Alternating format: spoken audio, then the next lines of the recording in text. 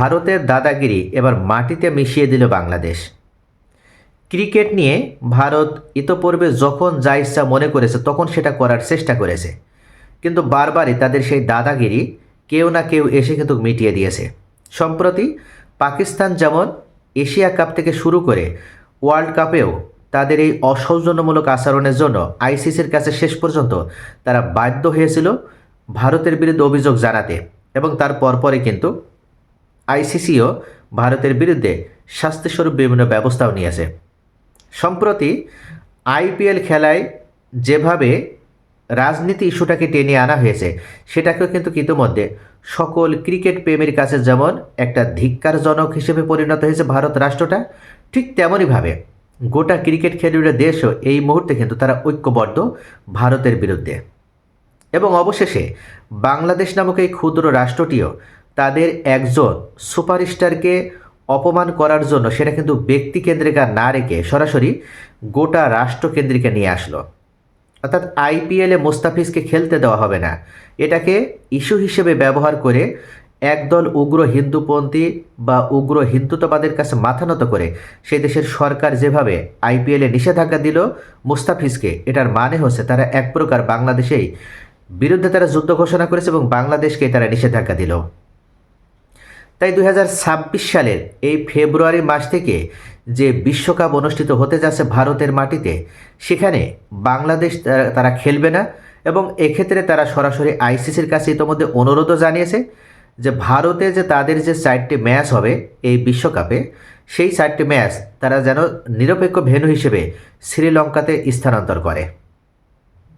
Bangladesh cricket বোর্ডের অনুরোধে টি-20 বিশ্বকাপ বাংলাদেশের ম্যাচগুলো ভারত থেকে সরিয়ে নেওয়ার বিষয়টি ইতিমধ্যে বিবেচনা করছে আন্তর্জাতিক ক্রিকেট কাউন্সিল আইসিসি।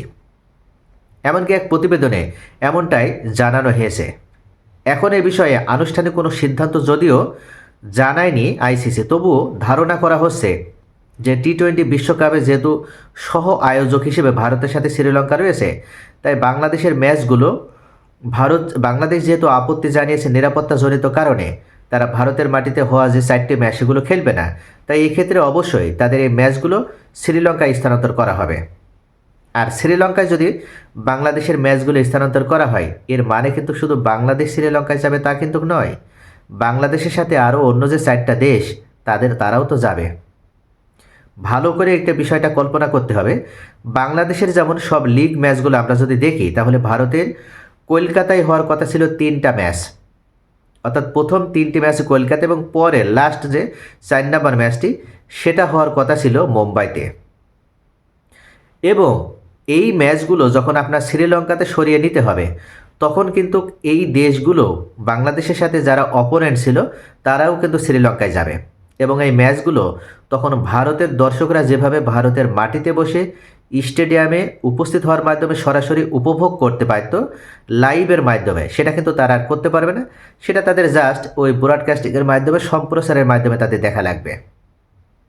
এক্ষেত্রে কিন্তু বাংলাদেশের কাছেই ভারত কূটনৈতিকভাবে পরাজিত হলো এবং কৌশলগতভাবে পরাজিত হলো। বাংলাদেশের এখানে কিন্তু ক্ষতির কোনো কিছু নাই, বরং বাংলাদেশে আরও লাভবান হলো। কেননা ভারত ইতিমধ্যে বাংলাদেশিদের যেভাবে ভিসা নিষেধাজ্ঞা দিয়ে রেখেছে, তাতে বাংলাদেশের দর্শকরা তারা ভারতে প্রবেশ করতে পারত না, বরং বাংলাদেশের খেলা দেখার জন্য। সেক্ষেত্রে তাদের জন্য সহজ হয়ে গেল শ্রীলঙ্কায় যে খেলা দেখা, কেননা শ্রীলঙ্কার সাথে বাংলাদেশের কোনো ধরনের কোনো নিষেধাজ্ঞা নেই। বাংলাদেশি দর্শকরা তারা চাইলেই ভিসার জন্য আবেদন করে তারা শ্রীলঙ্কায় যেয়ে তাদের নিজের দেশের বাংলাদেশ এবং বাংলাদেশের প্রত্যেকটা খেলাগুলো তারা সরাসরি স্টেডিয়ামে বসে উপভোগ করতে পারবে। কিন্তু ভারতের দর্শকদের এই খেলা দেখতে হলে তাদেরকে শ্রীলঙ্কায় যাওয়া লাগবে। সেটা কি ভারতের দর্শকরা যাবে না, কেননা বাংলাদেশের ম্যাচ যদি ভারতে হতো তাহলে সেক্ষেত্রে কানায় কানায় কিন্তু স্টেডিয়াম ভরে যেত। কেননা টি-20 ম্যাচ এটা অল্প সময়ের ম্যাচ, অল্প ওভারের ম্যাচ, আর এই ম্যাচগুলো দেখার জন্য আগে থেকেই কিন্তু মানুষের ভিতরে একটা হিড়িক পড়ে যায়। অর্থাৎ খেলার দিন দেখা যাবে যে টিকিট পাওয়া যাচ্ছে না, অথচ সেই সুযোগটা ভারত হাতছাড়া করলো শুধুমাত্র মুস্তাফিজ ইস্যুটাকে রাজনীতিতে টেনে এনে। আইপিএলে মুস্তাফিজকে খেলতে দেওয়া হবে না, এই উগ্র হিন্দুরা কি মনে করে? এরা মনে করেছিল যে আইপিএল থেকে মুস্তাফিজকে বাদ দিয়ে দিলেই অন্তত বাংলাদেশের বিরুদ্ধে একটা প্রতিশোধ নেওয়া হবে। কিন্তু তাদের এই বিষয়টি মাথায় ছিল না যে বাংলাদেশ এখন আর আগের বাংলাদেশ নেই। বাংলাদেশও এখন শক্তিশালী অবস্থানে আছে এবং তারা একটা স্বাধীন এবং সার্বভৌম রাষ্ট্র। তারা আয়তনে ক্ষুদ্র হতে পারে, কিন্তু তারপরেও তাদের একটা নিজস্ব সংস্কৃতি আছে এবং নিজস্ব তাদের সরকার আছে। এবং তারা সিদ্ধান্ত নিয়েছে যে মোস্তাফিজ ইস্যুতে ভারত যেভাবে তাদেরকে অপমান করেছে, তাই একটি ম্যাচও তারা ভারতে খেলবে না।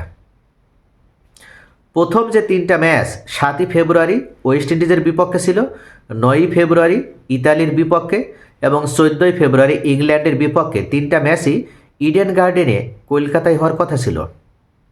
আর সর্বশেষ 17ই ফেব্রুয়ারি মুম্বাইয়ের ওয়াংখেড়ে স্টেডিয়ামে নেপালের বিপক্ষে খেলবে বাংলাদেশ। তাহলে বাংলাদেশ গ্রুপ পর্বে যে 4টা ম্যাচ, বিশেষ করে নেপালের সাথে বাংলাদেশ যদি জিতে, ওয়েস্ট ইন্ডিজ এমনকি ইতালির সাথে যদি জেতে, আর ইংল্যান্ডের সাথে যদি বাংলাদেশ হেরেও যায়, তাহলেও কোনো অসুবিধা নেই। বাংলাদেশ কিন্তু ঠিকই সুপার 8-এ উঠে যাবে। আর বাংলাদেশ সুপার 8-এ উঠে যাওয়ার মানে হচ্ছে বাংলাদেশের সাথে আবার অন্য যে ম্যাচগুলো হবে সুপার 8-এ, সে ম্যাচগুলো কিন্তু বাংলাদেশ শ্রীলঙ্কাতেই খেলবে। অর্থাৎ পরবর্তীতে আর কোনো ম্যাচ বাংলাদেশ যতক্ষণ পর্যন্ত থাকছে, বাংলাদেশের চাওয়া অনুযায়ী একটি ম্যাচও কিন্তু কার ভারতে অনুষ্ঠিত হবে না। তাহলে এতে করে ভারতের চরম ক্ষতি হলো এবং ভারত এই জায়গায় তারা অদূরদর্শিতার পরিচয় দেওয়ার মাধ্যমে নিজেদের বিপদ তারা নিজেরাই ডেকে আনলো। অর্থাৎ ভারত এতদিন তারা দক্ষিণ এশিয়ায় নিজেদেরকে বড় দাদা হিসেবে মনে করত। তারা যেটা বলবে প্রতিবেশী রাষ্ট্রগুলো সেটা শুনতে বাধ্য। এখন তাদের সেই জায়গা থেকে বের হয়ে আসতে হবে এবং মনে রাখতে হবে যে তারা যদি দাদাগিরি দেখানোর চেষ্টা করে, তাহলে কোনোভাবেই অন্তত বাংলাদেশ আর তাদের দাদাগিরি শুনবে না। ন্যায্যতার ভিত্তিতে, সমতার ভিত্তিতে সব কিছু এখন থেকে পরিচালিত হবে। তাই ভারত চরমভাবে ক্ষতিগ্রস্ত হলো, এটা এক প্রকার নিশ্চিত হয়ে গেল।